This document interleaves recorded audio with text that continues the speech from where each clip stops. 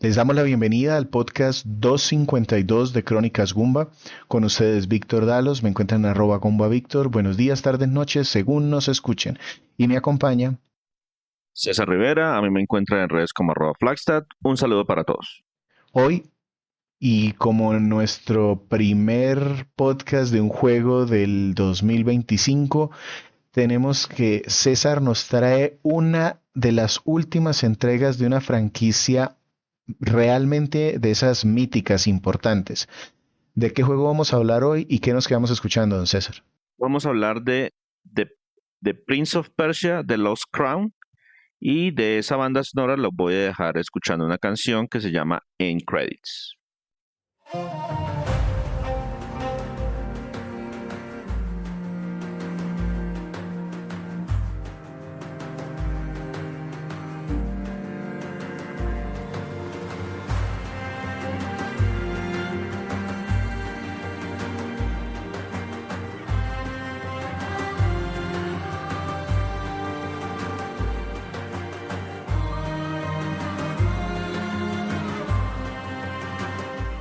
Los podcasts de Crónicas Gumban los encuentran en su gestor de podcast favorito. Estamos en Spotify, en iVoox y también en YouTube. Les agradecemos entrar, compartirlo, dejarnos comentarios. Nos sirve muchísimo que nos regalen visibilidad y lo compartan con las personas que ustedes consideran que esto les puede gustar. El día de hoy, como les habíamos anticipado, vamos a hablar de The Prince of Persia, The Lost Crown. Es un juego de Ubisoft, pero cuando les hablaba de que es una de las franquicias míticas, es que de verdad es de las clásicas de plataformas, acción, aventura. Para los que son de pronto muy jóvenes, no tendrán de pronto la dimensión de lo importante que fue esta franquicia en su momento, y porque muchas personas antes de que saliera este juego lo pedían como... Mejor dicho, incluso todavía estamos esperando un remake de uno de los juegos más famosos de la Todo serie. eso les voy a hablar ahorita en la introducción. Tranquilo, Víctor. Ok, listo. Entonces, don César, lo primero es, cuéntenos un poquito este juego, cómo lo obtuvo. De pronto no sé si va a hablar en general de la franquicia o del desarrollador. Hay que decir aquí y advertir que esto es de Ubisoft y Ubisoft, pues Ubisoft no está realmente en su mejor momento. Entonces aquí puede haber algo de polémica en lo que nos cuente. ¿De qué vamos a hablar entonces sobre este Príncipe de Persia? Primero mencionar pues que este es un juego de acción y plataformas 2.5D, desarrollado en particular por Ubisoft Montpellier. Como menciona Víctor, Ubisoft es una empresa francesa enorme que tiene estudios repartidos prácticamente por todo el mundo. Ubisoft Montpellier fue el encargado del desarrollo de este juego y fue publicado en general por Ubisoft. Lo compré casi a finales del año 2024, cuando lo vi en una promoción, más o menos por el mismo momento que compré el Assassin's Creed Mirage, justo antes de ese podcast que hicimos para allá por el mes de septiembre. Creo que nunca hemos hablado previamente sobre ese estudio, a pesar de que ya hemos reseñado algunos de los juegos. Ubisoft Montpellier estuvo a cargo de juegos como Rayman Legends, que tiene por allá un podcast, o Valiant Hearts, al que Víctor le hizo una reseña en la página web por ser juego independiente y una colección que salió creo que para Nintendo Switch. Sin embargo, pues en esta oportunidad quería hablarles sobre la franquicia, ya que es posible que no veamos movimientos en la misma por un buen tiempo debido a las decepcionantes ventas de esta entrega en particular y los retrasos de ese remake que fue anunciado hace ya varios años. No, y aparte contar que pues esta gente de los que hicieron Dead Cells están trabajando o tienen en acceso anticipado un juego de The Prince of Persia, pero tampoco ha tenido muy buena recepción. Correcto. Entonces, en general, la franquicia no está pasando por su mejor momento. Además de eso, Ubisoft necesita un éxito, pero no un éxito en críticas, sino un éxito en ventas rotundo para salir de unos problemas económicos que está presentando desde hace algunos meses. Y preferí entonces preparar algo sobre la franquicia como tal. El juego original fue publicado por Brother Bond en octubre de 1989 y fue desarrollado por Jordan Mechner para Apple II, usando una técnica de animación llamada rotoscopía. La misma él la había utilizado previamente en un título que publicó que se llama Karateka. De ese juego en particular tenemos reseña en la página web por si quieren pasar a leerla. Es una técnica en la que se filma la acción en persona y luego sobre lo que se filmó se dibuja encima, y entonces eso hace que la animación se vea muy realista en función de que pues lo estamos sacando un video. Es como una forma primigenia de la captura de movimiento que ahora es tan popular para la animación y los modelos 3D. Esto es muy primitivo, pero pues era un mecanismo que él tenía a su alcance por allá a mediados de los 80. El éxito de ese juego fue rotundo. Esencialmente todos querían de alguna forma volverse el príncipe de Persia, tratar de salvar a su amada en menos de una hora, superando una cantidad enorme de saltos y trampas que había en los 12 niveles que componían el juego. El título fue llevado a un gran número de plataformas y prácticamente fundó un género o un subgénero que se llamaba en ese momento, todavía lo conocen así, Cinematic Platformer.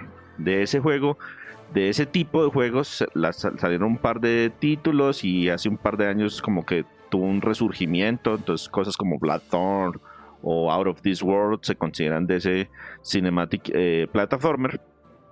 4 años más tarde salió al mercado una secuela.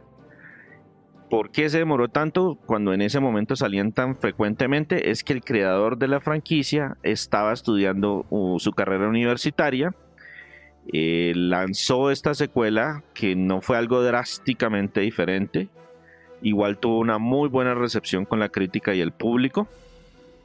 Esto fue entonces en el año 1993. Yo me acuerdo que el primer juego cabía en un disquete, un floppy disk de los pequeñitos de 3 megas de capacidad, y ya la segunda entrega necesitaba como 6 disquetes y ojalá no se me dañe ninguno de los disquetes para poder descargar todo el juego en el computador. Sí, este juego, digamos que aparte en su época era descrestante gráficamente, porque la rotoscopía de alguna manera, no muy técnicamente, pero el desarrollador tomaba las imágenes de alguien que estaba haciendo unos movimientos y él luego podía llevar eso a la pantalla con unos dibujos o un borde pues muy crudo, porque recuerden que estamos hablando de un año pues en donde apenas los videojuegos pues sobre todo computadoras estaban empezando a despuntar. Entonces era muy llamativo. La mayoría de personas en computadora que tenían computadoras en ese momento buscaban este juego porque era realmente descrestante. Y salió en cualquier cantidad de lugares. La segunda entrega no tanto, pero la primera, cualquier cosa que tuviera pantalla prácticamente tenía algún puerto de este juego. El tercer título de la franquicia fue en 3D, fue el primero en 3D. Estuvo a cargo de un equipo mucho más grande. Jordan Mechner. En esta ocasión solo participó como escritor. El juego salió en 1999 para PC y Dreamcast. Las críticas y las ventas no cumplieron con las expectativas, en parte por todos los cambios que estaba sufriendo el publisher en ese momento, el Brother Bond. Ellos acortaron el tiempo de desarrollo, el producto salió con muchos bugs, sobre todo la versión de PC. La versión de Dreamcast lo lograron refinar un poquito más, pero pues el Dreamcast no fue una plataforma que tuviera ventas astronómicas, entonces pues tampoco fue tan conocido. Finalmente los activos del publisher de Brother Bond, incluyendo esta franquicia, fueron vendidos a Ubisoft. Ellos en el 2001 invitaron a Mechner otra vez a participar en el desarrollo de un nuevo juego. Al principio él les dijo: no, miren, no estoy muy interesado, no me gustó mucho la experiencia con el proyecto 3D anterior. Pero entonces Ubisoft insistió, le mandó como videos de lo que ellos habían avanzado en la animación, en el modelado, en el diseño de personajes y ese tipo de cosas. Le asignaron el proyecto a Ubisoft Montreal y lograron convencer al creador de la franquicia que era bueno regresar y que entrara al equipo de Prince of Persia: The Sands of Time, o las Arenas del Tiempo. Ese juego fue lanzado en 2003. Recibió excelentes ventas y también excelentes reseñas.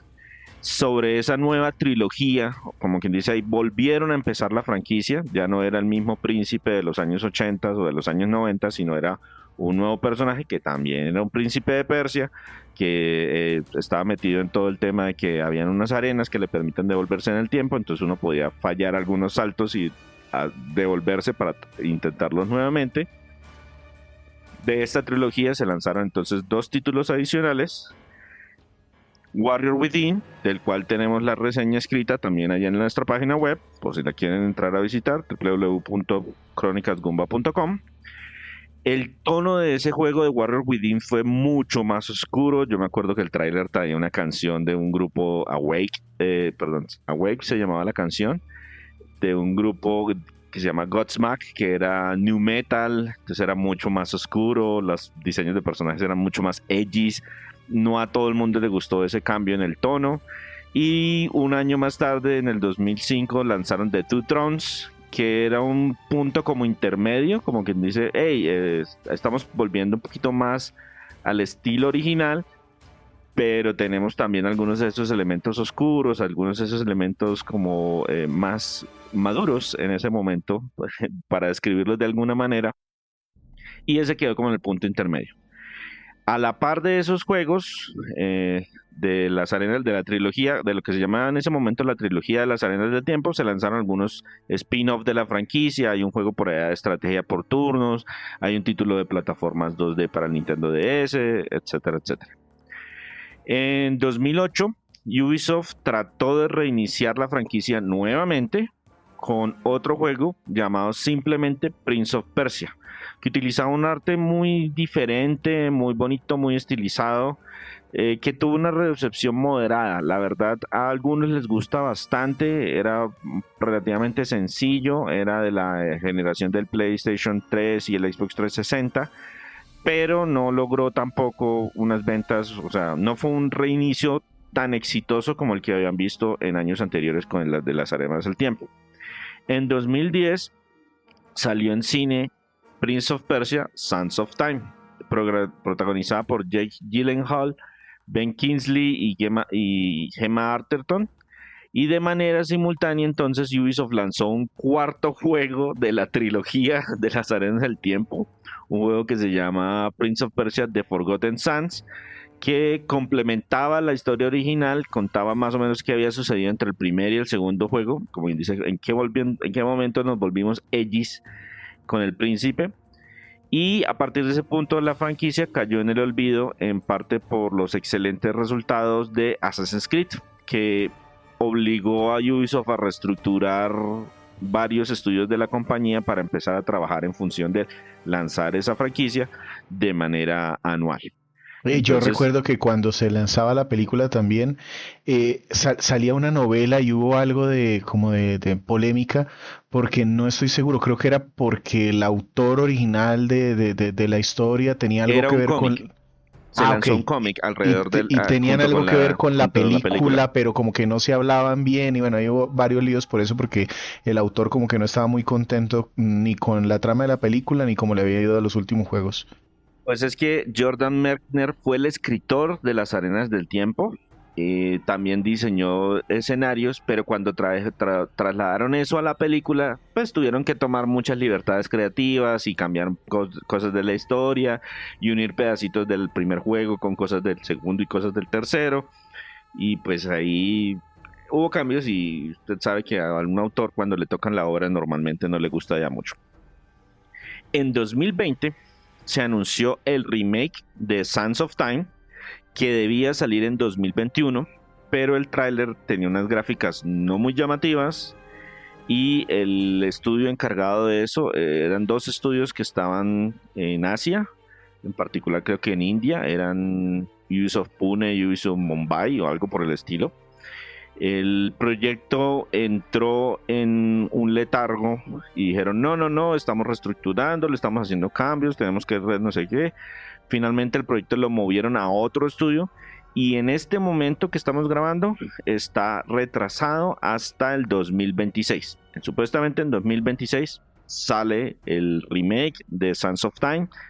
con un nuevo look, me imagino que con un motor más avanzado, pero pues hasta el momento no hemos visto nada y vamos a ver cómo les va con ese remake.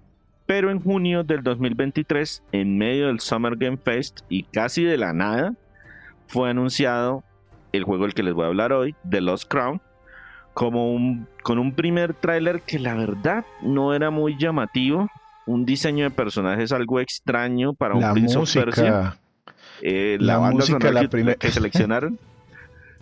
Sí, la primera vez que lo presentaron, creo que eso incluso lo comentamos aquí nosotros, que totalmente lo sacaba uno del ambiente porque, pues para quienes, no sé si se acuerdan del colegio, pero el Imperio Persa fue uno de los grandes, de los importantes, pues todo Irán hasta alcanzaron a conquistar Grecia, Macedonia, Turquía, esa cosa era grandísima, pero todos esos países que les estoy nombrando actualmente, pues no evocan un hip hop de fondo.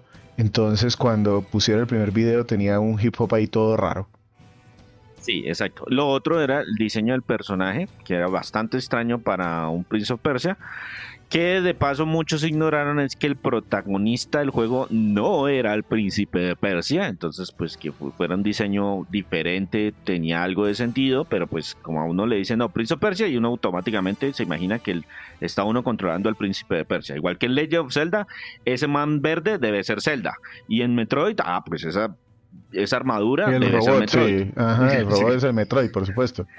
Claro, es lo evidente. El nombre del juego y el nombre del protagonista deben ser iguales. Este no es el caso en este Prince of Persia, pero pues la gente venía acostumbrada a que así era previamente. Entonces, pues la recepción inicial no fue la mejor, pero a la medida que fueron mostrando los trailers se dijeron, oiga, no, la cosa sí pinta bien. El juego finalmente salió en enero del 2024, tuvo muy buenas calificaciones de parte de la prensa, pero las ventas fueron bastante pobres. De hecho, en octubre de ese mismo 2024, Ubisoft anunció que una posible secuela de este juego había sido cancelada y el equipo de desarrollo se había sido desarmado y los integrantes redistribuidos para apoyar otros proyectos dentro de la compañía. Entonces, El tema también, a mí esto me sonó y llegó muy como cercano a cuando hablaron de Hi-Fi Rush y que el juego le fue muy bien, tiene muchas premiaciones, por eso vamos a acabar el estudio. Entonces aquí en Ubisoft pasó algo parecido. El juego, si bien al principio, como decía César, no llamó mucho la atención, cuando ya salió y los medios empezaron a reseñarlo, empezaron a alabar que tenía muchos conceptos interesantes y que era un juego muy entretenido, empezó a ser nominado a algunos premios, sobre todo de jugadores. Entonces, para celebrarlo, Ubisoft desbandó el grupo que lo hizo. pero yo no le echo la culpa a Ubisoft porque las ventas sí fueron malas. No, O no, por sea, supuesto. No, yo sí le echo la culpa a Ubisoft porque es Ubisoft. Y gran parte de que las ventas sean malas, sin duda que tienen que ver con la muy mala imagen que tiene el estudio. Se lo digo, por ejemplo, para los juegos de Mario que hizo Ubisoft. Yo, que normalmente tiendo a comprar los juegos de salida, cuando sé que esos dos juegos los hizo Ubisoft, yo sé que no valen los 50, $60 que me están pidiendo. Me espero un año a comprarlo porque seguramente lo voy a conseguir a $10 y así fue. pero es que ni Entonces, con los descuentos el juego realmente ha despegado. O sea, sí, normalmente eso le pasa a los juegos de Ubisoft, que ellos tienen un tiraje inicial, el primer mes les va muy bien o muy mal o lo que sea, y después a lo largo del tiempo, a medida que van bajando los precios, se mejora la situación. Pero el juego apenas, si en las publicaciones de octubre, más o menos alcanzó 1 millón de unidades entre todas las plataformas, y todas las plataformas son un montón, porque no les he contado, pero el juego está disponible para Nintendo Switch, PC, PlayStation 4, PlayStation 5, Xbox One y Xbox Series. O sea que está en prácticamente todo. Y entre todas las plataformas se calcula que aproximadamente 1 millón de unidades se logró vender del sí, juego. en venta no tiene mucho, lo que sí es que sí repuntó, por lo menos en este tema de las ventas navideñas y descuentos, por lo menos en Steam, el pico de concurrentes subió muy poquito comparado con muchos otros juegos, pero sí subió. Sí, pero yo sí le echo la culpa a Ubisoft por la forma también como maneja este tipo de juegos. Y además que este juego en particular, cuando lo anunciaron, muy poco tiempo después también empezaron a hablar del DLC. y después eso ya con las ventas pues quedó en el aire. Pero es otro problema que tiene Ubisoft, que uno sabe que cuando uno compra un juego, no compra un juego completo. Pero sí tiene DLC. Sí, porque es que sin haber salido ya lo empezaron a anunciar. Bueno, pero eso sí es de absolutamente todos los juegos. No solo de Ubisoft, pero sí, en todos los de Ubisoft está presente ese Y tema lo del de contenido Ubisoft es descargable. agresivo. A lo que voy es que yo no puedo hacer eco, y ese comentario por ejemplo, que hace César, la culpa es de los jugadores. No, no. O sea, si no sabes vender un producto por muy bueno que esté, por todo eso que viene mal, claro, paga un muy buen juego, de pronto por muchas otras prácticas de juegos anteriores, pero el culpable es el estudio. Y el estudio fue el que sufrió las consecuencias. Lo debo desbandar. Bueno, entonces no voy a hablar del estudio, voy a hablar de Ubisoft como empresa. Yo creo que el estudio, las personas que desarrollaron el juego como tal, pues hicieron su mejor esfuerzo para presentar este juego, y ya Ubisoft pues tiene sus números y decidió que en sus prácticas no le da. Pero bueno, aquí no estamos para pelear por la compañía, aunque realmente sí la tengo desde hace mucho rato tachada de las cosas de comprar yo. Listo, entonces después de este rant sin sentido, vamos a hablar un poquito ahora sí del juego, y pues ya estábamos anticipando que tiene puntos positivos. Ya César también nos anticipó un montón del tema de que esto es el Imperio, pues un juego con esta ambientación persa, que normalmente hablamos de un príncipe, pero también nos anticipaba que nuestro protagonista no es el príncipe como tal. Y el juego tiene el subtítulo de The Lost Crown. Cuéntenos un poquito aquí de qué se trata, quién es nuestro protagonista y por qué se llama el príncipe de Persia si no es ese nuestro protagonista. La historia, para darles un trasfondo, ocurre más o menos después de 30 años en que la sequía, la hambruna y una invasión de otro territorio sobre el imperio persa los está azotando desde hace rato. Entonces se encuentran prácticamente al borde del colapso. Nuestro personaje se llama Sargón. Es un guerrero que hace parte de un equipo de élite llamado los Inmortales, que apoyan a la actual reina y a su hijo, el príncipe Ghazán. Luego de derrotar a un general del ejército enemigo, y mientras estaban celebrando, la general Anaita, quien es realmente pues es la mentora de nuestro personaje, secuestra al príncipe y lo lleva a un monte sagrado, que no se sabe exactamente para qué. Obviamente, sin pensarlo, todos los inmortales salen detrás a buscar al príncipe y a su secuestradora, y allí descubrimos en ese sitio que hay cosas raras que están pasando con el tiempo. Quedan todos atrapados como en ese sitio, como en ese lugar que es como una montaña sagrada donde supuestamente ahí se hacían coronaciones y cosas por el estilo. Y poco a poco vamos descubriendo que hay una conspiración, vamos aprendiendo cosas sobre ese poder místico que es el que normalmente asigna el trono a quien lo consigue, acerca de unas plumas de un ave o de un dios pájaro que permiten hacer cosas adicionales y muchos temas adicionales. Entonces se llama el Prince of Persia porque aquí secuestraron al príncipe y nuestra tarea es rescatarlo. Y la corona perdida es lo que van explicando dentro de la trama. El ritmo de la historia, pues la verdad deja algo que desear. Es más intrincada que solamente hey, hay que salvar a alguien. Esa es como la motivación inicial, pero rápidamente tiene varios giros, y este tema de que quedamos atrapados dentro de la montaña y que hay como ajustes o modificaciones en el flujo del tiempo, le da un toque interesante. También nos da más que algo que la justificación básica. La verdad es que el principal problema de la trama es que una buena parte de la misma la cuentan solamente a través de documentos que vamos encontrando a través del mapa, y no todo se cuenta, digamos, con las cinemáticas que son corticas, pero están bien hechecitas con el mismo motor del juego.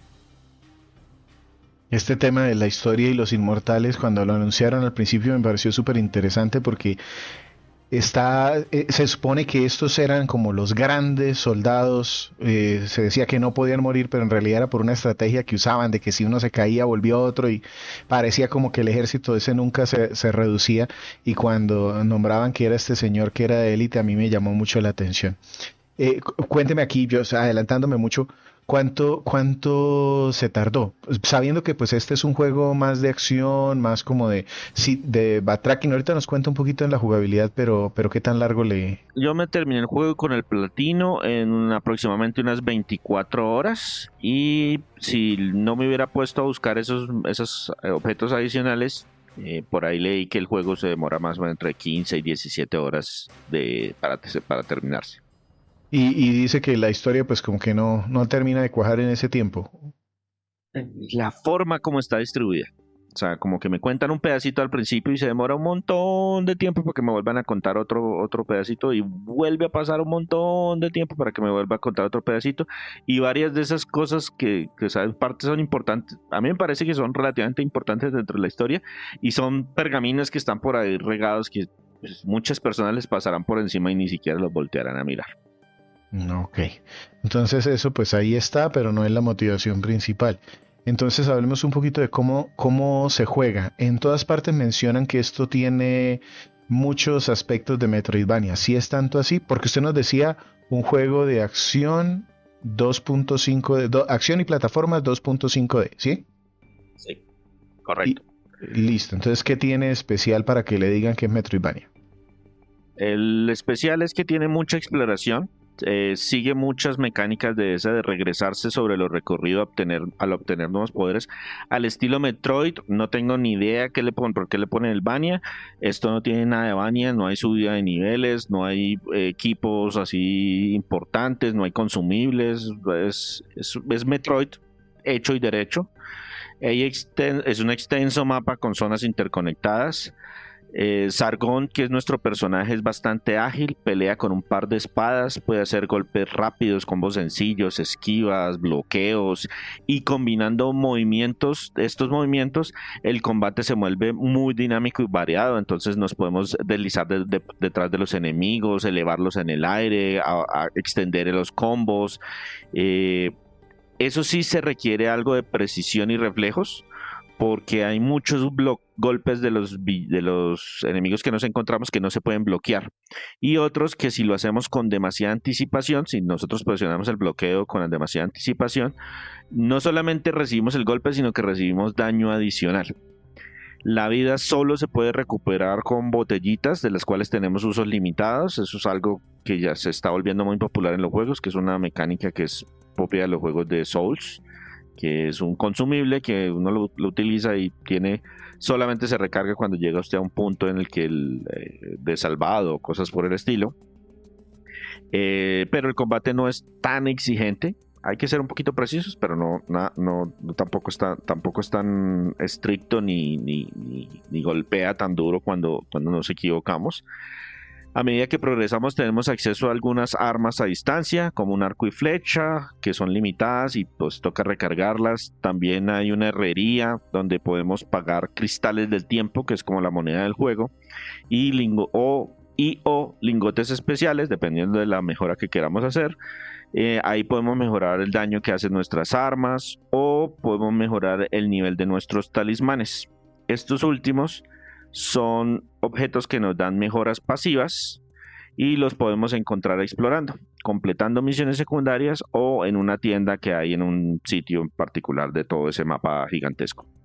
Esas mejoras pasivas pues pueden ser cualquier cantidad de cosas, puede ser que hagamos más daño con nuestras armas o que hagamos más daño cuando estamos en el aire o que recuperemos un poco de vida cuando completemos un combo o cosas por el estilo, ¿ya? Son mejoras pasivas para ir completando nuestro personaje. Al principio tenemos poquitos espacios para colocar esos talismanes y los talismanes nos consumen 1, 2 o 3 espacios de nuestro collar. Aquí lo representa es como con un collar y en el collar puedo ir poniendo diferentes talismanes. ¿Pero eso va aumentando con el tiempo o desde el principio tengo todos los espacios y es solo ir encontrándolos? No, es ambos. O sea, al principio solo tengo un espacio muy limitado y para aumentar los espacios voy encontrando espacios para el collar dentro de mi exploración. Algunos me los dan como parte de la historia, pero hay muchos otros que son objetos coleccionables. Hay que buscarlos dentro del mapa. Por eso digo, esto es Metroid puro eso de que me devuelvo y busco espacios a zonas abiertas o espacios ocultos y me meto allá y recibo alguna mejora, que puede ser algo tan sencillo como más cristales de tiempo para poder comprar algunas mejoras o de pronto algún material especial para hacer alguna de estas mejoras en la herrería, o puede ser un talismán, o puede ser un espacio para el talismán. Todas se consiguen explorando, todas las mejoras, los nuevos talismanes, más puntos de vida, que eso se reciben al encontrar 4 fragmentos de pétalos de un árbol especial, que esto tiene su mitología dentro del mismo juego. Cuando conseguimos esos 4 fragmentos me aumentan una barrita mi energía. También los materiales para mejorar las armas, las monedas especiales también para pegar por algunas mejoras. Hay muchos puntos o sitios a los que no podemos acceder sin el poder correspondiente. El juego pues tiene un mapa bastante robusto. Nos permite poner un recordatorio acerca de qué fue lo que encontramos o incluso tomar una foto del sitio, que nos ayuda mucho a la exploración, porque no es solamente ponemos un símbolo que puede que para nosotros indique algo, puede que no, sino que tomamos la foto y puede uno volver a mirar la foto y decir, ah, claro, ahí lo que necesitaba era para saltar más alto. Ah, no, lo que necesitaba es algo para poder atravesar lo que sea, bueno, etcétera. Bueno, hay un pequeño problema con esa mecánica, y es que al principio tenemos muy poquitas fotos que podemos tomar y hay muchos sitios a los que no podemos acceder.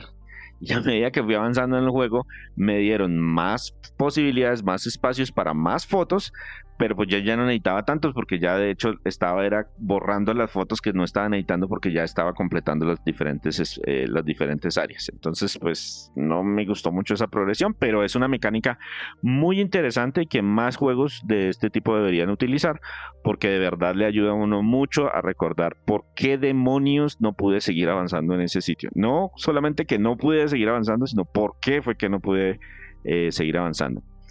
Cuando derrotamos a ciertos jefes, también recibimos las plumas de estas del dios ave que les mencioné en la parte de la historia. Eso nos da nuevas habilidades, como por ejemplo hacer desplazamientos en el aire, crear una imagen de nuestro personaje para regresarnos a ella. Y aunque son ingeniosas, tienen más bien poco uso. O sea, hay muchas que se sienten que como que nos dieron la esta y hay que utilizarla en ciertos momentos muy particulares, como que en esta área la mayoría de los acertijos ambientales se resuelven utilizando esa mecánica. Y más adelante, no, se nos olvidó que usted tenía ese poder y ya no hay muchas formas de sacarle provecho. Y lo otro es que se demoran bastante en darnos esas mejoras.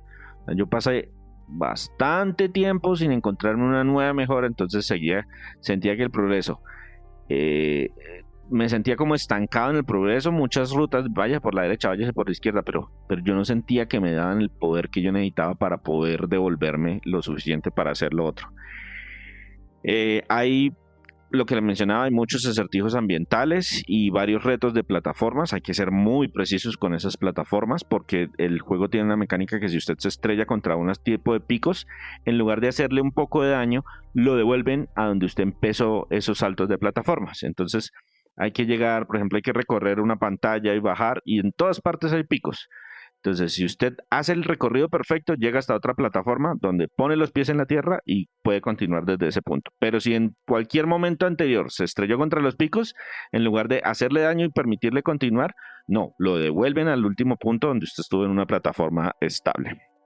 Hay una variedad más o menos interesante de enemigos, muchos de los cuales la verdad podemos ignorar después de cierto punto porque son el típico juego de Metroid, que los enemigos vuelven y aparecen las veces que tengan que volver a aparecer.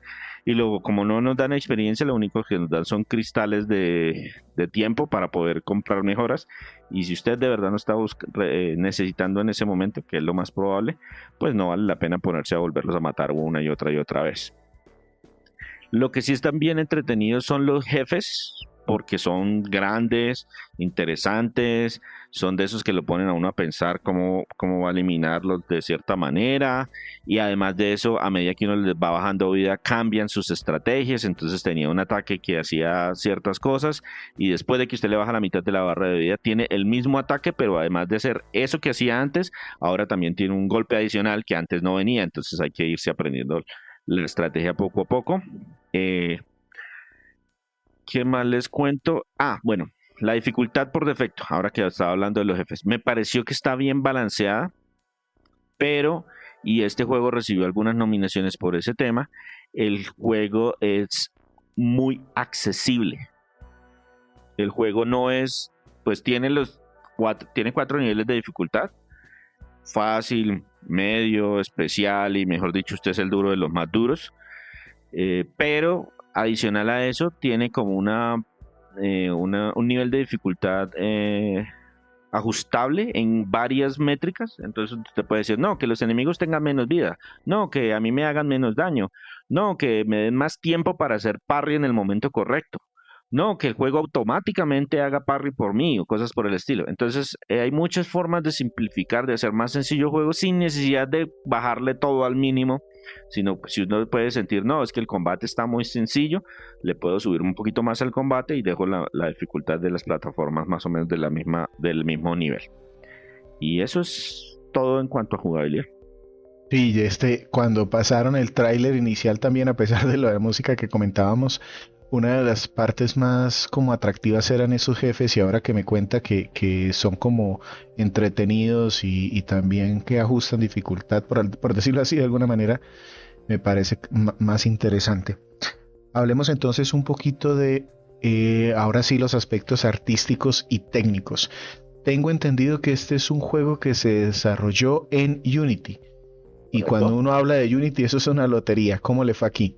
Antes de hablar del motor como tal, les voy a mencionar un tema del aspecto visual.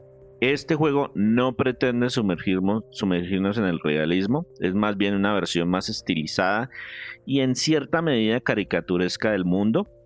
Eso sí, con proporciones realistas y modelos de personajes medianamente detallados, con texturas un poco planas como para dar esa ambientación como de pintura, que resulta bastante efectivo y mantiene todo muy fluido incluso en las plataformas menos poderosas.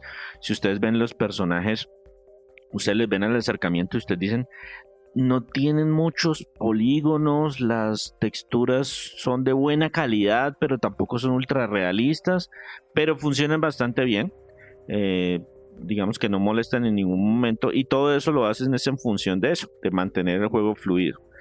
Hay diferentes áreas que exploramos que tienen características que las diferencian claramente. Entonces, por ejemplo, pasamos por las alcantarillas, pasamos por una biblioteca enorme, por la entrada a un templo, por un bosque, por nombrar algunas.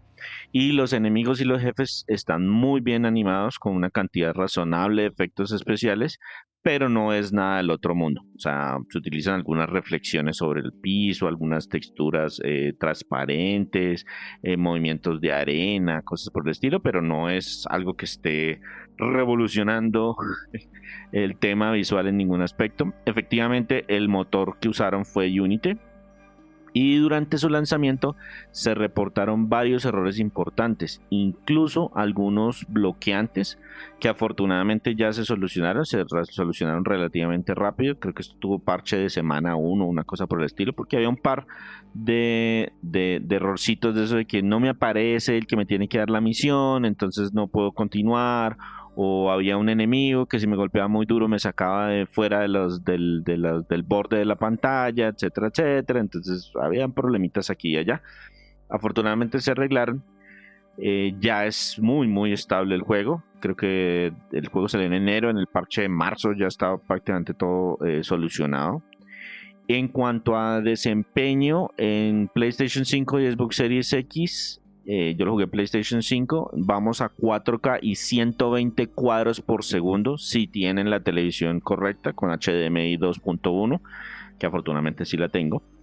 El desempeño es muy bueno en todas las plataformas. Por ejemplo, para PC no se necesita una guía de optimización, que a veces salen que no, que juegue aquí, que póngale aquí, que más le ya, pero no sé qué, para que esto vaya decente. No, el juego va muy decente en casi cualquier computador. E incluso en la Switch va a 60 cuadros por segundo con las máximas resoluciones que soporta la consola en televisor 1080p y en portable 720p, con algunos sacrificios visuales pero menores. Entonces, por ejemplo, hay un efecto de reflexión en algunos pisos, como que el piso se siente como de mármol y pues la reflexión está reflejando parte de lo que uno ve en la pantalla. En Switch le quitaron esa reflexión, pero va a 60 cuadros por segundo y a la máxima resolución que soporta. Entonces no es un juego muy exigente y trataron de sacarle provecho técnicamente desde ese punto de vista. Bien, sí, este se ve como parejo y entiendo que en las calificaciones también eso se lo alabaron en todas las consolas. Y en sonido, yo aquí sí recuerdo ya cuando dieron el segundo tráiler y un tema de jugabilidad de este, nombraron a un compositor que conozco de apellido Cocker, creo que era el que trabajó en Ori y lo tengo como en muy buena estima. ¿Qué tal le fue aquí con la música y las voces? Bueno, ya que Víctor lo menciona, voy entonces a empezar la música. Efectivamente, la música fue compuesta por dos personas realmente. El primero es Gareth Cocker, es un veterano con varios juegos y varios premios incluso. Él fue el que participó en la banda sonora de Ori. Pero también invitaron a un compositor iraní de nombre, o bueno, no sé si es el nombre o el seudónimo, que se llama Mentrix, para tratar de agregarle un toque regional que sea como más auténtico, más persa o por lo menos más Oriente Medio. La música es buena, acompaña bien, pero a veces sentí dos problemas. Uno, que se perdía a ratos, como que, ¿hay música? Sí, hay música. No sé si es por el volumen o yo estaba muy concentrado en los espadazos y los diferentes efectos sonoros del juego, o a veces se me hace que está como muy inspirada en canciones de películas de superhéroes modernos. O sea, fácilmente esto podría haber salido en una película de Avengers o la nueva película de Spider-Man o cosas por el estilo. Entonces, sí se siente diferente cuando la canción la compone Cocker versus cuando la compone Mentrix. Mentrix es mucho más ambiental, es mucho más regional, y Cocker es mucho más grandilocuente, más épico, más película de superhéroes de la época moderna. En cuanto al otro tema, que es la actuación de voz, estuvo a cargo de un equipo de veteranos y novatos. Eso sí, todos con orígenes en Oriente Medio, por lo menos las voces en inglés, y pues eso trae sus respectivos acentos que le pegan muy bien al título. Si bien no hay un personaje que uno pueda destacar y que los guiones no son así, uy, Dios mío, estamos escribiendo la siguiente obra maestra de la literatura, se siente que esos acentos aportan a las experiencias. Adicional, para los que quieren ser todavía más auténticos, existe dentro del juego la opción de colocar el juego en Farsi, o que es lo que hablan en la Persia actual, para hacerlo aún más auténtico, para hacerlo que uno se sienta que de verdad está viviendo en esa época. No hay opción para español latino, pero sí hay para español ibérico. Entonces, pues hay varias opciones de lenguaje y las voces estuvieron bastante decentes. Listo, entonces pongámonos en ambiente y quedémonos escuchando algo de la banda sonora. Vamos a escuchar una canción compuesta precisamente por Gareth Cocker que se llama Resisting the Inevitable, o Resistiendo lo Inevitable.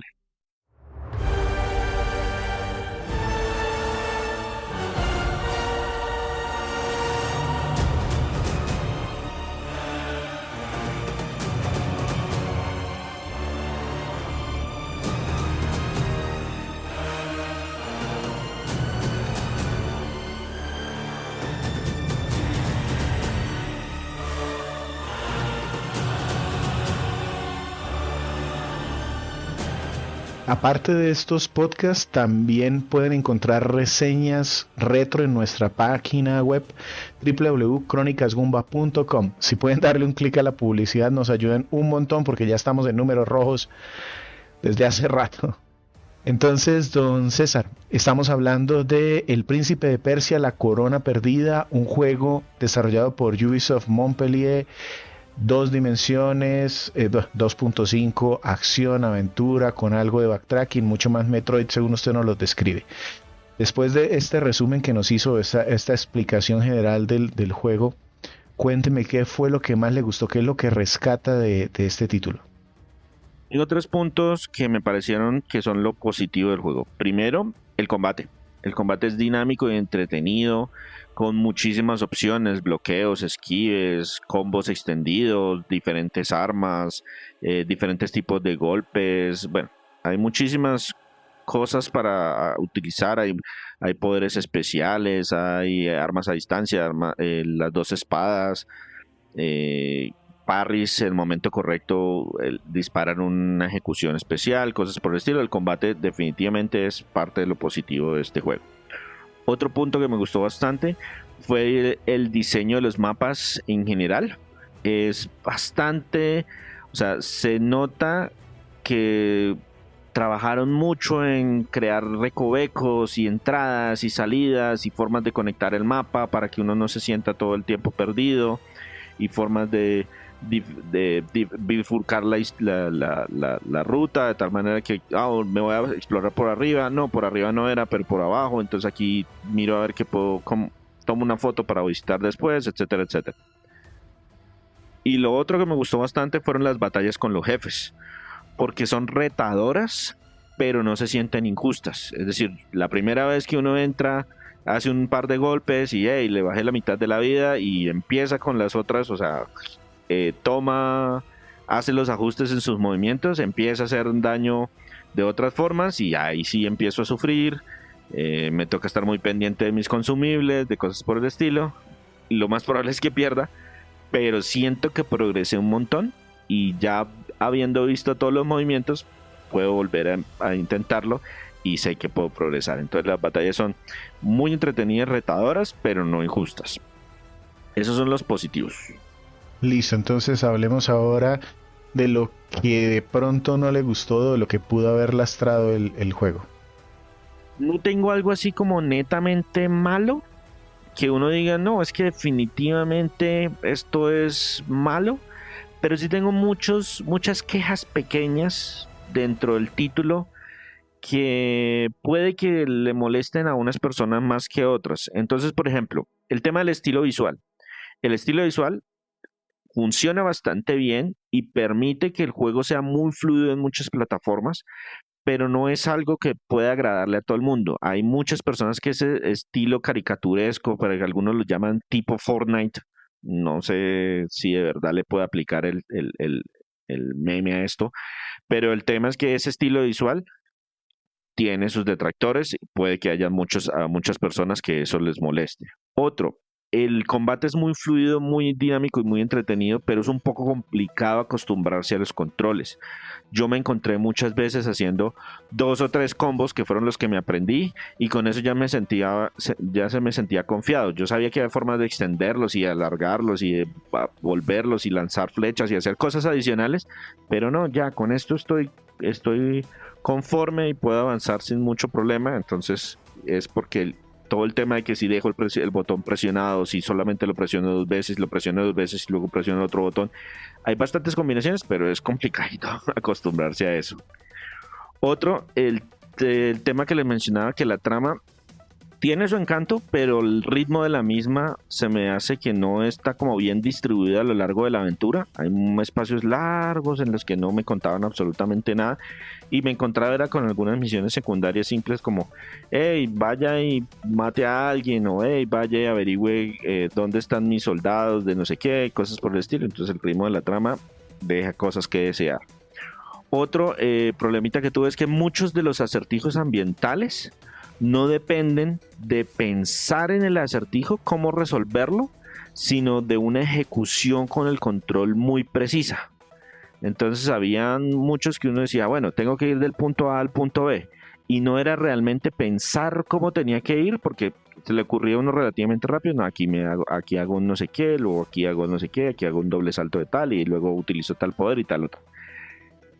Ya sé cómo hacerlo, pero entonces me exigían mucho en la ejecución. Yo les comentaba alguna vez en el chat interno que tenemos que me quedaron doliendo las manos con el juego, en parte porque me puse a sacar el platino, y eso requiere pasar muchos de estos acertijos ambientales, y son muy precisos. O sea, si me fallo por un par de píxeles, lo que le digo, me estrello y me devuelven al principio, la última vez que estuvo parado en tierra firme, para volver de nuevo a intentarlo, haciéndome un poco de daño. Entonces me hubiera gustado más que me hicieran pensar en algunos casos más, antes que ponerme los saltos tan precisos.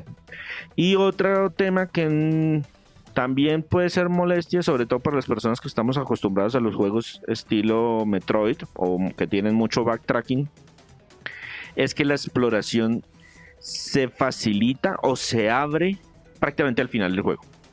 O sea, ya cuando me dijeron, bueno, listo, allá está su pelea final, ahora sí tiene todas las habilidades, le voy a dar los mapas de todos los objetos ocultos, le voy a permitir hacer movimiento rápido con más puntos adicionales, y todo me lo dieron casi al final. Y yo soy de las personas que me gusta, cuando recibo un poder nuevo, tratar de devolverme un poco y buscar algunas mejoras, y el juego está diseñado no para que uno haga eso cuando recibe el poder nuevo, sino más bien como acumúlelo todo y al final haga un barrido general del juego. Entonces eso también podría llegar a ser una molestia. Nada de eso es realmente malo.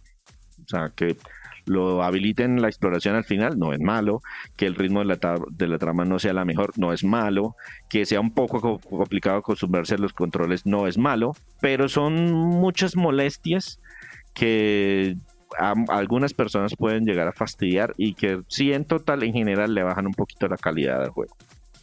Después de todos estos puntos, entonces, y de ver estos aspectos que pueden llegar a molestar a algunos, no a todos, cuénteme usted entonces en qué categoría pone este juego, teniendo en cuenta de nuevo las políticas de Ubisoft.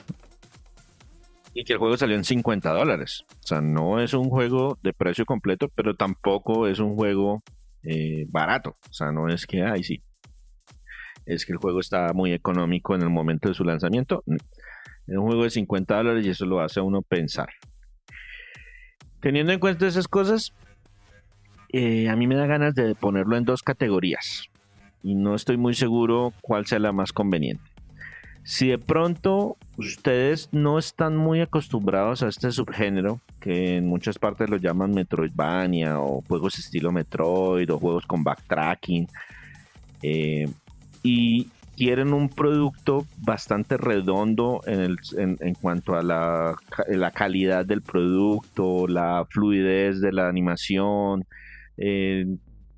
los valores de producción, música de buen nivel, doblaje en todas las escenas, muy buena animación, etcétera, etcétera.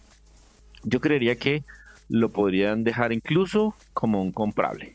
Pero si ustedes son ya expertos en el género o tienen mucha experiencia con este tipo de juegos, han visto muchas propuestas independientes, han jugado muchos títulos de este mismo subgénero y les gustan y tienen la experiencia, se me hace que no es tan bueno como podría creer uno inicialmente. Entonces yo, para mí, personalmente, que sí tengo bastante experiencia con el género, yo lo dejaría en el rango de alquilable. Entonces hago, por ejemplo, esa salvedad entre los dos. Si ustedes ya tienen mucha experiencia con el juego, se me hace que hay juegos mejores en este subgénero. Yo he disfrutado otros juegos más que este, sin demeritar lo bueno que tiene, entonces estaría entre ese alquilable y comprable, dependiendo de la experiencia que tengan con las plataformas y acción en 2D, con devolverse por el mapa. Perfecto, y después de esto entonces, juegos así parecidos que usted recomiende más o igual que este. Yo diría que casi que al mismo nivel. Escogí 3, hay 2 que son muy parecidos y hay uno que no es tan parecido, pero tiene su encanto. El primero es un juego que se llama Fist, Forged in Shadow Torch. Es también Metroid al más puro nivel, es todo buscar los diferentes objetos. Un conejo con un megabrazo, ese lo reseñamos en el podcast número 179, es de un estudio oriental, de presupuesto más reducido, pero también un precio más amigable, con una longitud aproximadamente similar. Muy buenos valores de producción, vale la pena mencionar, ese Fist Forged in Shadow Torch. Otro juego que también es, pero este sí es más Metroidvania, porque aquí sí estamos hablando de diferentes armas y de equipar y de consumibles y de subir de nivel, y está diseñado más para los expertos o los conocedores de la franquicia Estoy hablando de After Image. Ese juego yo lo reseñé en el podcast número 222 y tiene absolutamente todos los elementos que le pueden gustar a una persona que ya sabe a qué se está enfrentando, porque no es muy amigable acerca de cómo progresar. No le mencioné, pero este Prince of Persia tiene un modo guiado que esencialmente yo le digo, lo puedo activar y él me dice a dónde tengo que ir en el caso de que usted no sé. Entonces, Prince of Persia es mucho más amigable para los novatos y puede ser fácilmente el primer juego estilo Metroid o Metroidvania para alguien que nunca lo haya jugado, y activando diferentes cosas puede ser una experiencia muy agradable. Por eso yo siempre digo que comprable para los novatos y de pronto alquilable para los experimentados. Y el tercer juego, la tercera opción que seleccioné, es un juego que ya no es del mismo género, pero que comparten muchos elementos de estos de mejoras, de buscar, de exploración, de devolverse después de tener los poderes correctos, y es Star Wars Jedi Survivor. El Fallen Order era mucho más un juego tipo Souls. Este Jedi Survivor se me hace que le ajustara un poquito la dificultad para hacerlo un poquito más sencillo, y es mucho más de exploración, es mucho más de expandir, de navegar los planetas, de buscar objetos ocultos y mejoras de vida y retos especiales y cosas por el estilo. Entonces se me hace que comparte mucho con este tema de exploración en 3D. Esto ya no es 2D, sino es completamente 3D, mundo abierto, o bueno, mundos semiabiertos, cada planeta es medio abierto. Este lo reseñé en el podcast 218 y me gustó bastante. Esas son mis 3 recomendaciones. Perfecto, con esto entonces terminamos este juego de acción. Muchas gracias, César, por traerlo. Yo por ahí lo tengo todavía en mi lista, pero sí, hay que mirar si de pronto le sacamos el tiempo. Yo lo conseguí con un 50% de descuento y le saqué bastante provecho, pero sí, para lo que he disfrutado otros títulos del subgénero, me hubiera dolido pagar los 50. Listo, entonces, sin más, les agradecemos a ustedes por estar con nosotros, de nuevo invitados a pasarse allí por la página web www.cronicasgumba.com, y se despide Víctor Dals. Muchas gracias por escucharnos el día que haya sido hoy. De este lado se despide César Rivera, un saludo para todos. A mí me encuentran en redes como @Flagstad, y los esperamos la semana entrante con un par de jueguitos que son como remakes, Víctor. Sí, son 2 juegos de un personaje bastante conocido, pero son spin-offs de sus series principales y remakes de juegos viejitos. Grabamos entonces la semana entrante. Muchas gracias por escucharnos.